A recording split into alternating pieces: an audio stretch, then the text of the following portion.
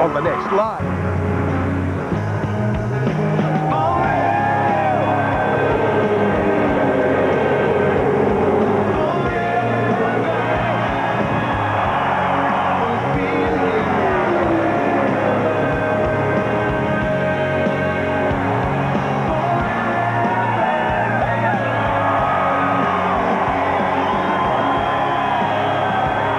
NBC Sports live at the Homestead-Miami Speedway in Homestead, Florida for the Sprint post-race report on Championship Sunday. And it's our pleasure to welcome via the phone the head coach of the Washington Redskins and the owner of the 20 Home Depot Chevrolet, Joe Gibbs. Good evening, sir.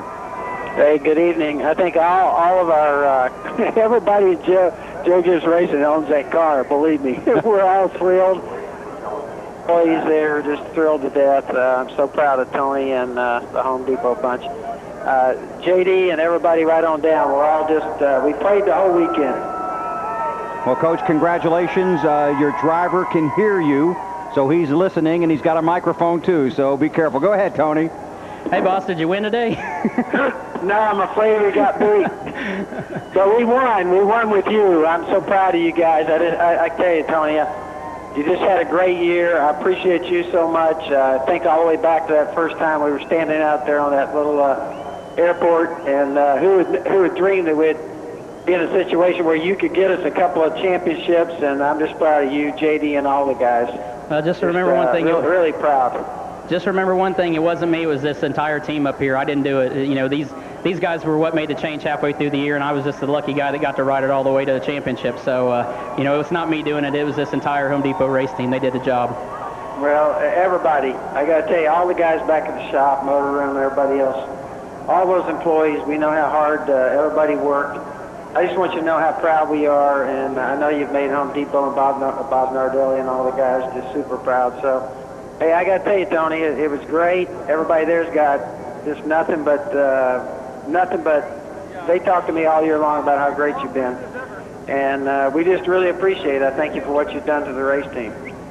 Well, we appreciate it, but we just appreciate everything you've done, and you know, all the values that you've instilled in this race team. So, you know, this is your creation. You built all this, and you made this all possible for all of us to realize our dreams. So we couldn't have done it without you, pal. Well, take care of JD and everybody, Melissa and everybody down there. You guys have a ball, and I got to tell you, you can celebrate, and I'll pick up the tab, okay?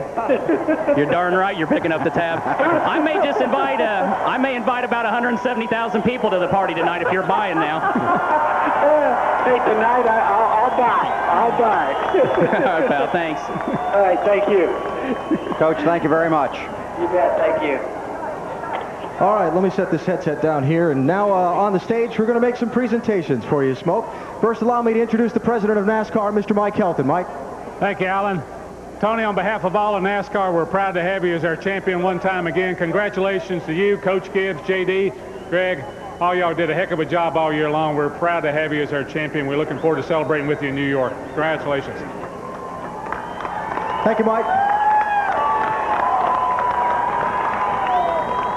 And now the series sponsor, the chairman of Sprint Nextel, Mr. Tim Donahue. Tony, on behalf of Sprint Nextel, congratulations. I'm privileged to hand you a check for $5.8 million as the 2005 Nextel Cup champion. Congratulations, man. Well done. Well done.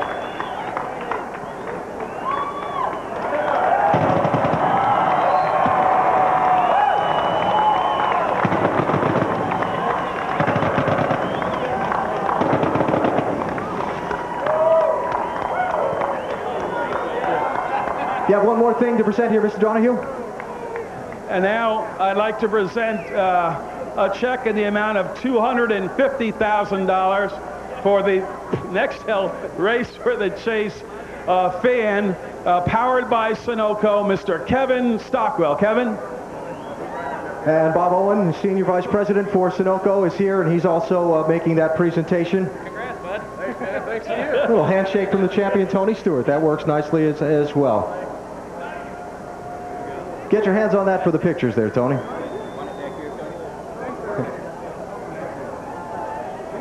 All right. JD, can I bring you in here for a second? I know you don't like the spotlight, but this is JD Gibbs. We talked to the coach a minute ago, but when the coach went back to coaching football, this is the man who took the day-to-day reins of this team. Your first championship as the man in charge. Congratulations. What are you thinking? No, it's just such a blessing. The Lord really blessed us here. Obviously, great leadership by Zippy and Tony. And we partnered up with the Home Depot. We're so excited. And my dad's, you know, he's so supportive. And it's been so fun, you know, kind of living this through him and growing this company together. But he told me don't screw it up when he left a couple years ago. So I tried not to. So this has been a blessing. You know, your first mistake in this whole thing might have been letting Stewart get his hands on the check just after your dad promised to buy for everybody. I told Zippy the good news is now we can break even this year. All right, JD, congratulations.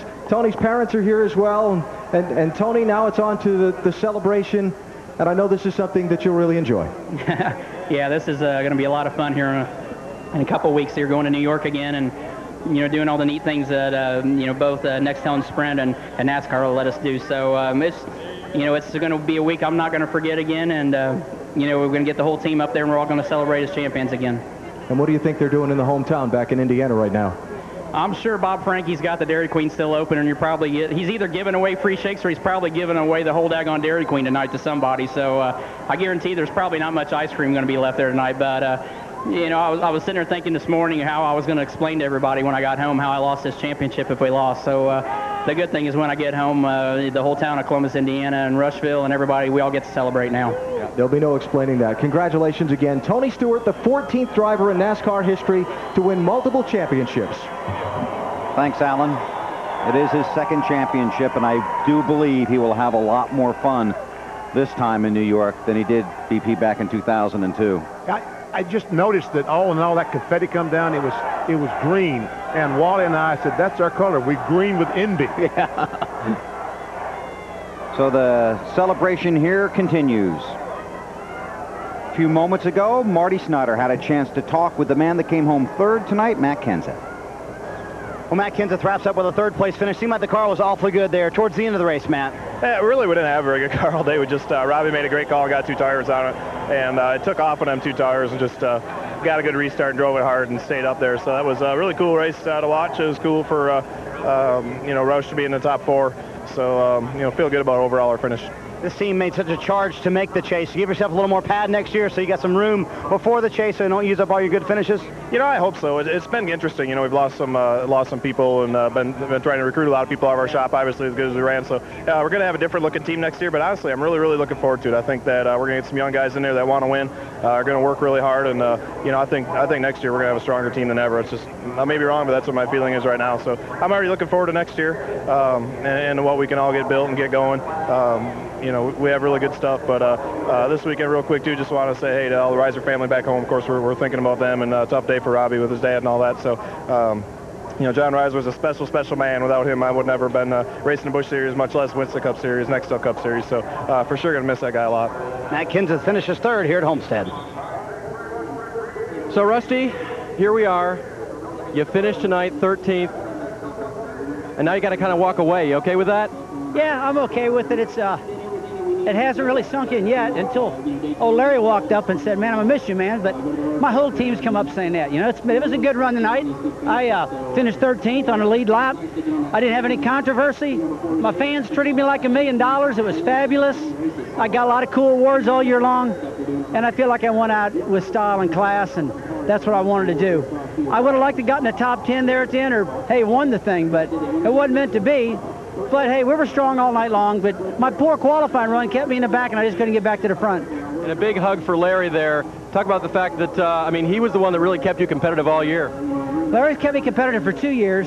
He's taught me a lot, and he just walked up and he said, man, thanks for teaching me so much. I said, hey, that's a two-way street, man. You taught me a lot. You're one of the best crew chiefs ever had. I've had some good ones, but Larry's a real good one. He's going to be an asset to this sport and this team, that's for sure. You addressed all the drivers today in the drivers' meeting. Do you feel like you've taught the sport a little yourself? I'm real proud of where the sports came, and I don't want anybody to screw it up. We work real hard to build the fan base and make this a real popular sport. And so I just wanted all those drivers, the young and the old, to make sure that they know that this is a privilege driving these cars. And respect these fans and respect these sponsors and respect everybody. And that's what I've tried to do. And, hey, they're all good ones. They'll be fine. You've heard from the fans all season long. What have they told you they'll miss about Rusty Wallace on the track? Well, they just want me to run another year, and I'm not going to do that. This is done. I finished, and I'm comfortable with my decision. I'm going to spend some time with my family now, spend some time with Patty like I've neglected her for a long, long time, and just hang out in different parts, television stuff, my son Steven, Greg, Katie, the Penske's, the race team, my car dealerships, the new television stuff I'll do next year, probably in the years behind, things like that. I probably need to go to bed, wake up with a new clear thought and see what happens. But the main thing is that Rusty Wallace, though done behind the wheel, is still in the sport and still in the spotlight to some extent. It felt good to go out on top of my game. That's what I wanted to do. I was able to keep it in the top 10 of the championship. I think we finished 8th. Ran strong all night long. Good pit stops, good everything. It was just a fabulous day. Like I said, I wish we could have gotten the top 10 or even won, but I think the fans enjoyed that run. Another top 10 season for Rusty Wallace, an incredible career in NASCAR. And that was just a moment ago, Dave Burns talking with Rusty Wallace, and right now he's back down there doing some more work with Jeff Gordon. Wherever I need to be, Bill, right now. Jeff Gordon has just exited the press conference with some other media. Jeff, I'm sure you've been asked the question a lot now, finishing 11th in points. How gratifying? Not very gratifying. Yeah, not even for $1 million bucks, right? Yeah, well, I think it pays like $750 for 12, so that $1 million is a little bit, you know, I'm happy that our team performed at the end of the season, and by performing, we ended up pulling off 11th place finish. Got to congratulate Tony Stewart. You know, he's a great champion, he's a great race car driver, and you know, Joe Gibbs Racing provided him a great team. Yeah, I was obviously pulling for my boy Jimmy Johnson, and seeing him, you know, cut that tire down right in front of me was pretty disappointing. I know those guys wanted that thing so bad, so maybe next year, and maybe, you know, we can get the DuPont Chevrolet up there next year. The way we've been running here these last 10 races, it's got me really excited. It just disappointed to finish 9th tonight because I know we had a better car than that, but just the way we've been performing lately, I'm really looking forward to next season. You really looked at this like the first race of next year, don't you? As far as I'm concerned, we're 10 races in 2006 right now. We're going to do the 48 race schedule next year, I guess. Hey, could you feel for Tony a little bit out there? You knew he had to finish well. He didn't look like he was running all that great. Did you kind of notice what was happening with his stuff? I had no idea. I never saw him or Jimmy until we came up on Jimmy. I was leading, and I knew something was wrong. I didn't know, you know, they had a cut tire until I saw him go around. And then, you know, I pretty much knew his night was over, and you know, I knew how devastating and disappointing that was for them. And, you know, I still didn't know who was going to win the championship because Carl Edwards was running so strong up there, and then Biffle came on there at the end. So, you know, it was anybody's race there. It depended on where Stewart ended up, but it looked to me like he pretty much stayed on the lead lap all night and did what he needed to do. And, you know, wasn't, I'm sure, pretty from where he was sitting, but still got the job done, won the championship. All right, we'll get some R&R. We'll see you at the 11th race of 2006, which will be at Daytona in February, right? Did I get that right? Yep, look forward to that 11th race. All right, thanks, Jeff. Marty? Casey Mears had a fantastic car at times tonight. Very good at the end of the run, or the end of the race especially, Casey. Yeah, I couldn't be happier, you know, with this Target crew and all we've accomplished, you know, this season towards the end of the year.